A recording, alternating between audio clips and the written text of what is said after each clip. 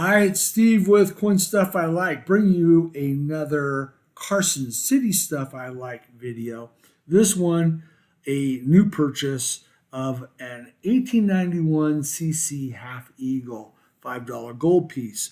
Now, if you follow my videos, you know that I did a recent video on a full Eagle 1891 CC gold piece, $10 gold piece.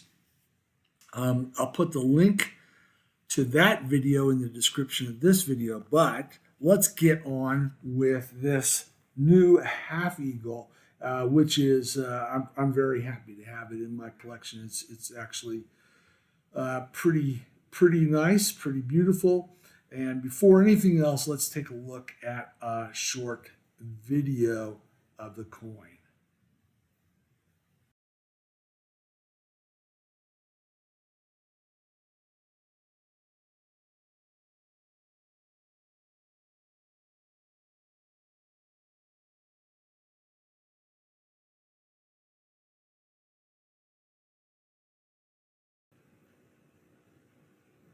Really nice coin, and lots of luster, both obverse and reverse. Although the reverse has more luster and looks more uncirculated, whereas the obverse has a little bit more rub and a little less luster. So the grade is right, but still a beautiful coin. And the reason I got it because of the amount of luster on that particular coin. Now, as you know, I like to do a little bit deeper dive on the coins that I buy. So here we go. First of all, this Liberty Head design was used between 1839 and 1908, designed by Christian Gobrecht. This one is a variety 2, which is when they added the motto up above, the banner with the motto, and they did that in 1866 and ran the rest of the series through 1908 with that variety 2 with the motto. This one in Carson City, they produced these half eagles between 1870 and 1884, and then again in 1890 to 1893. So there's a couple of years in there, as you know, with Carson City, they closed the mint up between, so there's no coin production in 86, 87, and 88. In 85, they did produce Morgan silver dollars, and also in 1889. So there are silver dollars that were produced in those years, but in 85 and 89, there's no half eagles that were produced. This year, the 1891 CC half eagle had a mintage of 208,000. Now that mintage is the highest in the Carson City half eagle series. It's the highest mintage. It dwarfs the other mintages of half eagles, and it's also similar to the 1891 Carson City eagle in that the eagle also had its highest mintage in 1891, dwarfing most of the other mintages in that eagle series of Carson City eagles. So 208,000 of them were minted, but the estimated survival, it depends on your source. I use Rusty Go as a very reliable source. He wrote multiple books on Carson City coinage, and he estimates between 3,100 and 3,750 remain, while PCGS uses a lower estimate of about 2,375. This survival rate is lower than what the eagle had, and we'll get into a little bit about the survival rate and what we're seeing. Of those survivors, Rusty Go estimates about 40 to 53% are uncirculated. And PCGS estimates about 33% are uncirculated.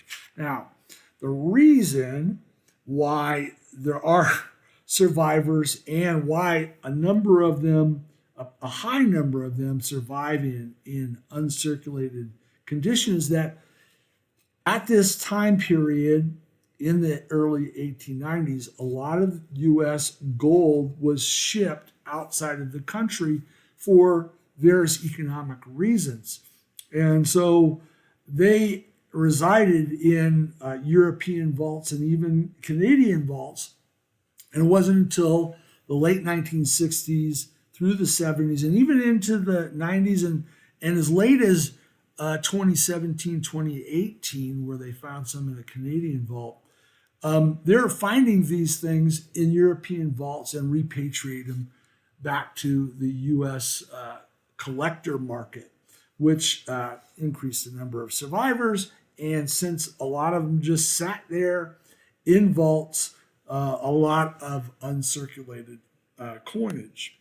So pretty interesting backstory on the survivors and the number of uncirculated. So this one is not uncirculated, pretty close, except for that obverse. The reverse looks pretty uncirculated. It's a little bit, it's more representative of the survivors in that it's circulated. But this particular year was pretty significant in terms of the number of uncirculated survivors because of the shipments to the European vaults. Now, I look even deeper at the coin, and I like to look at it for varieties.